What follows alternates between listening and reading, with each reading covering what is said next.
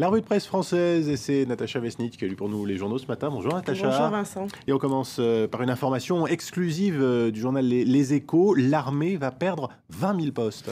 Oui, voilà ce que titre en une, Vincent, les Échos. Ce matin, l'armée française va perdre 20 000 postes. Le journal économique, en fait, s'est procuré le livre blanc de la défense en avant-première et s'exclame enfin, parce qu'on a attendu un petit peu longtemps ce livre blanc qui a été commandé il y a 9 mois maintenant et donc qui sort aujourd'hui avec quelques semaines de retard. Alors, vous l'avez dit, 20 000 postes vont être supprimés, selon les Échos en tout cas. Cela fait 5 000 postes par an entre 2016 et 2019, des suppressions qui avaient déjà été engagées par Nicolas Sarkozy et qui vont donc se poursuivre. Le budget, lui, va s'élever à environ 180 milliards d'euros en 6 ans. C'est peu ou prou conforme à la promesse de François Hollande, nous dit le journal économique. Mais cela inclut 4,5 milliards de recettes exceptionnelles tirées de la vente d'immobilier ou d'actions de sociétés.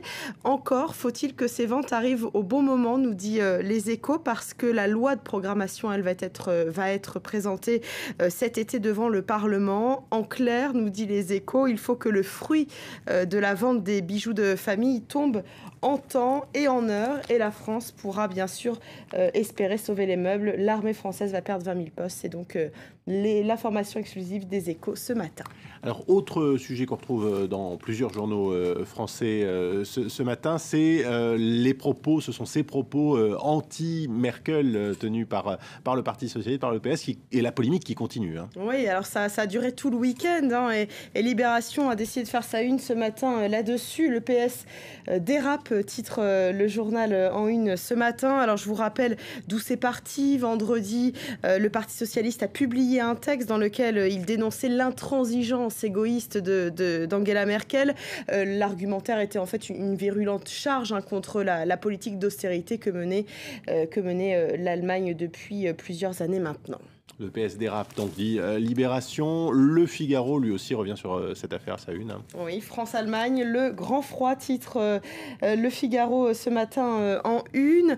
Et dans son édito, il parle carrément d'irresponsabilité. Pour lui, c'est irresponsable de faire d'Angela Merkel le bouc émissaire des difficultés qui s'accumulent en France. Le Figaro ne fait pas de cadeaux comme à son habitude. Si le Parti Socialiste, le gouvernement et François Hollande, écrit-il, veulent la mort de l'Europe, ils n'ont qu'à poursuivre dans cette voie-là. Voilà donc pour le Figaro ce matin.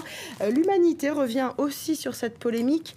Vincent, avec ce titre, la gauche ou l'austérité, il faut choisir, car pour le journal communiste, en fait, cette polémique révèle l'urgence du vrai débat, et à savoir ce choix entre la gauche et l'austérité, un débat qu'il faut ouvrir avec d'urgence, pardon, je vais y arriver. Et puis cette polémique, on la retrouve aussi dans La Croix, et plus précisément dans l'éditorial. Oui, alors La Croix qui fait sa une sur la Corée du Nord, mais ici, vous voyez l'édito, débattre avec l'Allemagne. Voilà, c'est le titre de l'édito de La Croix, qui nous dit en fait que la relation pacifique entre l'Allemagne et la France a été patiemment construite pendant des années, et cela malgré 3 guerres entre les deux pays. C'est donc une sorte de miracle, cette relation pacifique, qu'il faut absolument préserver, mais pour autant, nous dit La Croix, cela ne doit pas empêcher de débattre, bien sûr, et donc il faut débattre, c'est essentiel, mais débattre avec de bons arguments, nous dit le journal chrétien dans son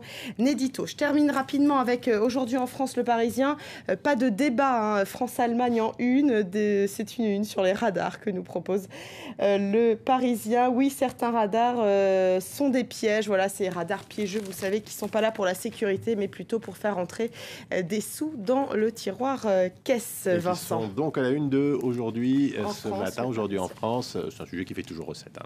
Merci Natacha Vesnitch. C'était donc la revue de presse. Il est maintenant 7h27 à Paris. Dans 3 minutes, prochain journal. Une nouvelle demi-heure d'information en compagnie d'Hélène Drouet. Restez donc avec nous sur France 24.